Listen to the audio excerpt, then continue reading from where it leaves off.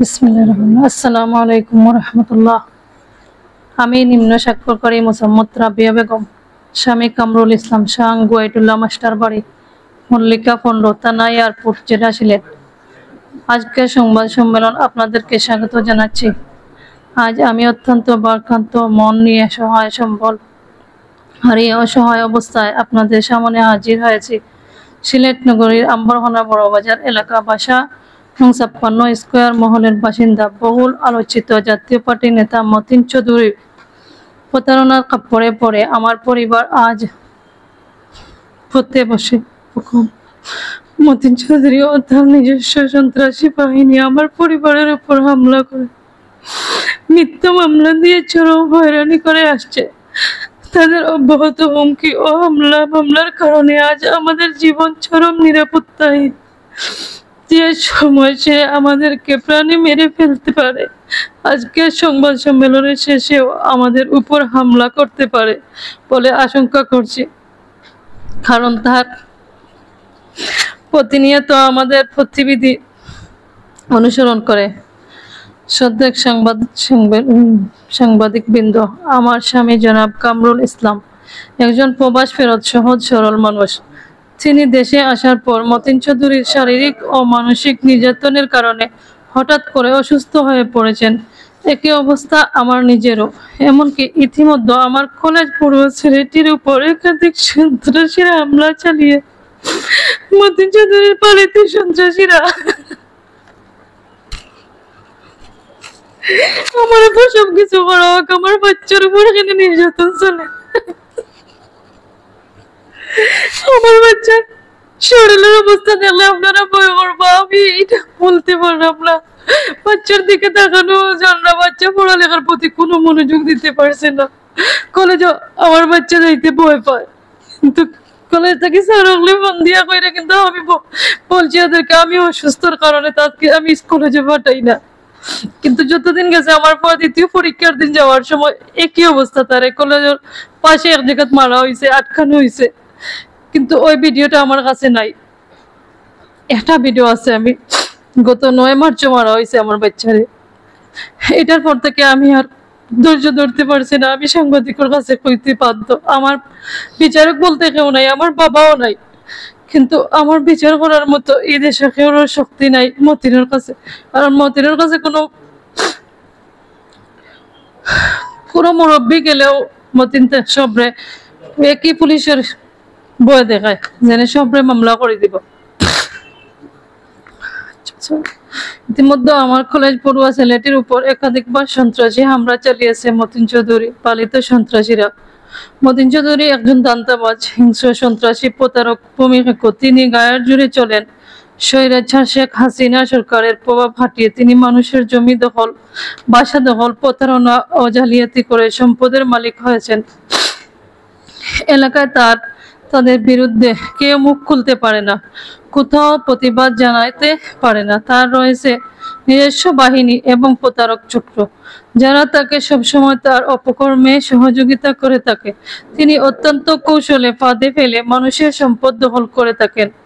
Police, magistrate, বিচারক নাকি তার পকেটে থাকে, এমনটি তিনি প্রকাশ্য বলে বেড়ান। তিনি মতিন চৌধুরী হোমল্যান্ড নামে একটি ইন্স্যুরেন্স কোম্পানির সাথে জড়িত ছিল। ইন্স্যুরেন্স করার সুবাদে আমি রাবিয়া বেগমের সাথে 2025 সালে তার পরিচয় হয়। এক সময় মতিন চৌধুরী তার একটি ফ্ল্যাট বিক্রি করবে বলে আমাকে জানায়, এমনকি কিস্তিতে টাকা পরিশোধ করতে পারবো বলে জানায়। সে পরে আমার স্বামীর সাথে কথা বলে 25 লক্ষ টাকায় ফ্ল্যাটটি ক্রয় করতে রাজি হই এবং কথাবার্তা চূড়ান্ত করে ফ্ল্যাটে ক্রয়ের চুক্তিপত্র সম্পাদন করি। তখন সে বলে, প্রথমে একটি অঙ্কের টাকা পরিশোধ করে যেন আমরা ফ্ল্যাটে উঠে যাই। তার কথা অনুযায়ী প্রথমে 1.5 লক্ষ টাকা একটি কিস্তি পরিশোধের পর আমার সন্তানদের নিয়ে 2018 সালের 5 এপ্রিল উক্ত ফ্ল্যাটে বসবাস শুরু করি। আমার স্বামী তখন বিদেশে। এমনকি ওই মাস থেকে ফ্ল্যাটের বিদ্যুৎ বিল, পানির বিল, ময়লা বিল সহ সবকিছু আমি পরিশোধ করি। একটা সময় মতিন চৌধুরীর সাথে আমাদের একটা ভালো সম্পর্ক তৈরি হয়ে যায়। আমি তাকে মামা বলে সম্বোধন করতাম, তিনি আমাকে বাগ্নি ডাকতেন। একে অন্যের মধ্যে বিশ্বাস তৈরি হয়ে যায়। পরবর্তীতে বিভিন্ন তারিখ, সময় আমার স্বামী বিদেশ থেকে তাকে ফ্ল্যাট ক্রয়ের বিভিন্ন অঙ্কে টাকা পরিশোধ করেন। প্রত্যেক টাকা পাঠানোর রসিদ আমার সাথে রয়েছে এবং আমাদের অফিসে জমা দিয়েছি, আপনাদের অফিসে জমা দিয়েছি।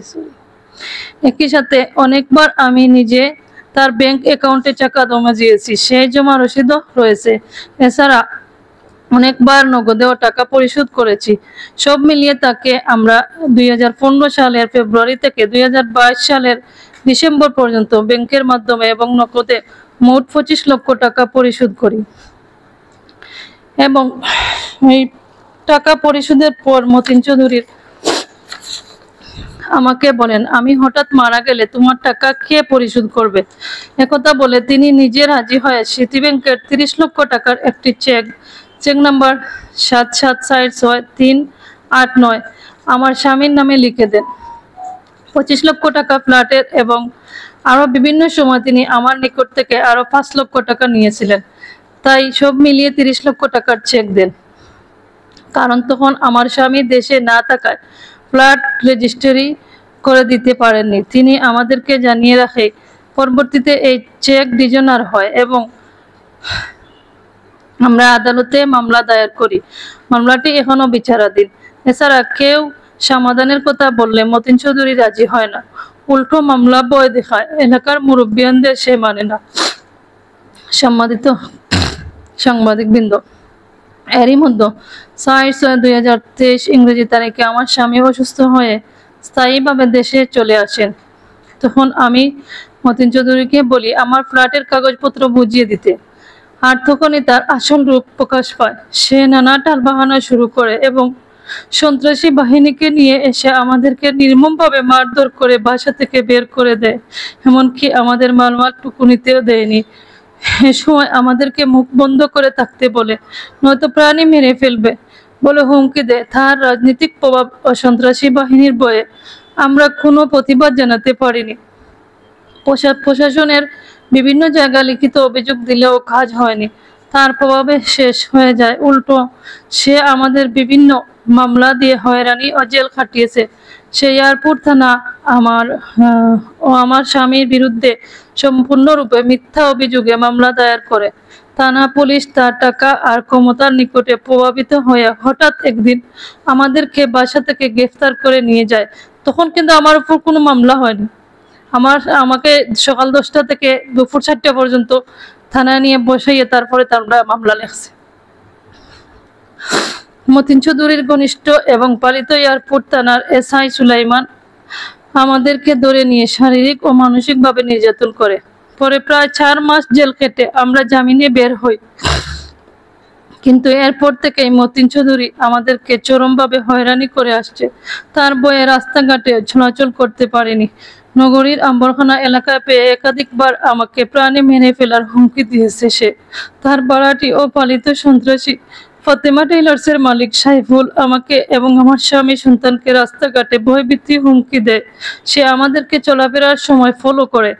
এই সাইফুল সন্ত্রাসী ভাড়াটি করে গত 9 মার্চ আমার ছেলে মদন মোহন কলেজের একাদশ শ্রেণীর শিক্ষার্থী ইকরামুল ইসলামের উপর হামলা করিয়েছে। সন্ত্রাসীরা নগরীর পাঠানটোলা এলাকায় আমার ছেলেকে বেধড় পিটিয়েছে। পরে স্থানীয় লোকজন তাকে উদ্ধার করেছে। এর আগে আরেকবার কলেজে যাওয়ার পথে আমার ছেলেকে মারধর করেছে সন্ত্রাসীরা এবং পরিস্থিতি চরম হয়রানি সম্মুখীন হয়ে একজন অসহায় নারী হিসাবে আজ আপনাদের সামনে হাজির হয়েছি। পরিবার পরিজন নিয়ে যাযাবরের মতো আমার জীবন পার করছি। সব হারিয়ে নিঃস্ব হয়ে গেছি আমরা। তাই আমাদের মাধ্যমে সরকারের স্বরাষ্ট্র উপদেষ্টা, বাংলাদেশ সেনাবাহিনী, SMP, মাননীয় কমিশনার সহ সংশ্লিষ্ট প্রশাসনের হস্তক্ষেপ কামনা করছি। একই সাথে বিগত স্বৈরাচার সরকারের দূষণ এই মতিন চৌধুরী ও তার সহযোগীদের গ্রেফতার করে দৃষ্টান্তমূলক শাস্তির দাবি করছি এবং আমার স্বামীর কষ্টার্জিত টাকাগুলো ফেরত পেতে সকলের সহযোগিতা চাচ্ছি। বিনীত রাবিয়া বেগম। আসসালামু আলাইকুম।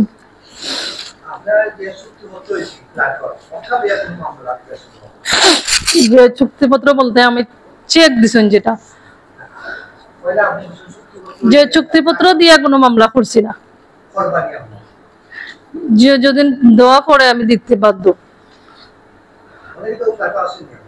জি না, আমার 2023 সালের 28 আগস্ট পুলিশে ধরিয়ে নেওয়ার পরে আমার বাচ্চান তোরে মারধর করিয়া মানে এই ফ্ল্যাটও আর কেউ উঠতে দিছে না, তারা জোর করি বাইর করিয়া দেওয়া হয়ে গেছে। আমার বাচ্চান মইয়ার সরে একটা বাসাতে আমার বাচ্চান ধরে আমার বই নিতে ছোট ছোট বই নেরাও ছোট বাচ্চান সবরে হয়রানি করছে।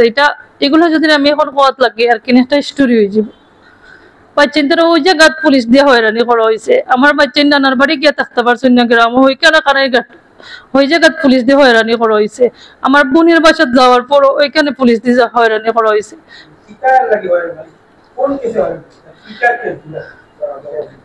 কেসের বলতে কিচ্ছু নাই, সবকিছুর মানে পর হইলো যেও আসে হয়রানির কাহিনীটা হইলো মানে তোমার কাছে যেটা প্রমাণ আছে সব দিল, এটাই তার খুব সমস্যা, আর কিচ্ছু না। প্রমাণগুলো নেওয়ার জন্য এখন হয়রানি। জি জি জি, দরিয়া নেওয়ার পরে তারা নেওয়ার পরে মামলা নেওয়া হয়েছে। বারবার হওয়া হয়েছে ওই জায়গায়। আমি একটা মিস্টেক করছি বলতে কি তা ওই যে সুলাইমান যেটা এসআই এর দিয়া আমার মামলা করা হয়েছে, ওই এসআই সুলাইমান কিন্তু কখনো আমার বাসায় 4 দিন আসছে। প্রথম আমি আমার শ্বশুর বাড়ির পাশে গইপাড়া, ওইখানে আমি ঘর বানানোর জন্য দৌড়াদৌড়ি করতেছি, গাছ কাটাইছি। তো আমার ছোট বাচ্চা আর বড় ছেলে দুইজনকে বাসায় রাখিয়ে গেছি। যাওয়ার পরে ওরা একদিন হঠাৎ তোমার ফোন আমার থেকে নিয়ে গেছে, ড্রয়িং রুম থেকে আমার ছেলে দরজা খুলছে। তখন আমার কাছে লাগছে যে মতিন, আমি মতিনকে কল দিয়া কইছি আবার মতিন যেটা শুরু করছো তুমি ভালো করাই না। আমি বুঝতে পারছি যে এইটা মতিন করাইছে। তার পরের দিন দুপুর 3টার সময় আমার বাসা থেকে মতিনের বাসা দেখা যায়। তো আমি হঠাৎ করে দুপুরে খাওয়ার পরে হাত ধোয়ার জন্য আমি আমার বেসিনে গেছি। হঠাৎ আমার চোখ পড়ছে মতিনুর বাসার টি শার্ট পরা একটা লোক, যার জানি আমার মনের মধ্যে একটা বাড়ি মারছে যে ওই লোকটাই, আমি ওরকম বলছি ওই ডাকাইতটাই গতকালকে ডাকাইত। সত্যি সত্যি আমি ওটা ভাবছি, আর আমি মনে মনে ভাবছি যে ওইটাই বোধ আবার ঘুরিয়ে আসবো আমার বাসায়। সত্যি ওইটাও ওই মদিনার ঘর থেকে প্রায় 1 ঘন্টা পরে আমার বাসায় আসছে। আসার পরে দরজা লক করছে, আমার হাজবেন্ড খুলছে। তখন আমি বারিন্দায় ছিলাম, আস্তে আস্তে দেখছি ওইটাও আসছে। তখন আমি বলছি সে বলছে সে থানা থেকে আসছে, তুমি থানায় যাইতে, তোমার ওসি ডাকছে। আমি বললাম তাইলে আপনার কার্ড দেখান। কোনো কার্ড দেখাইতে পারছে না। সে একজন পুলিশ, তার কোনো পরিচয় নাই, তার কাছে পুলিশের কোনো পোশাকও নাই। তার 3 দিন পরে সে আসছে তার বাহিনী, কিন্তু পুলিশ তখনও পুলিশ মানে যে আসছে আমি এটা দেখছি না, আমি আমার নিজের চোখে দেখছি না। ওই টি শার্ট পরিয়ে আসছে।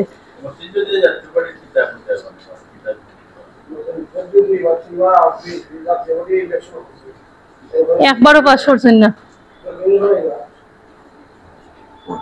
কোন পর্যায়ে নাই বিচার চলার। যে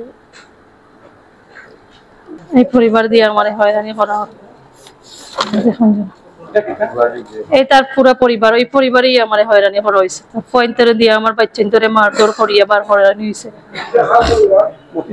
মতিন চৌধুরী পরিবার, মতিন চৌধুরী মাঝখানো মুরব্বী যে মাঝখানো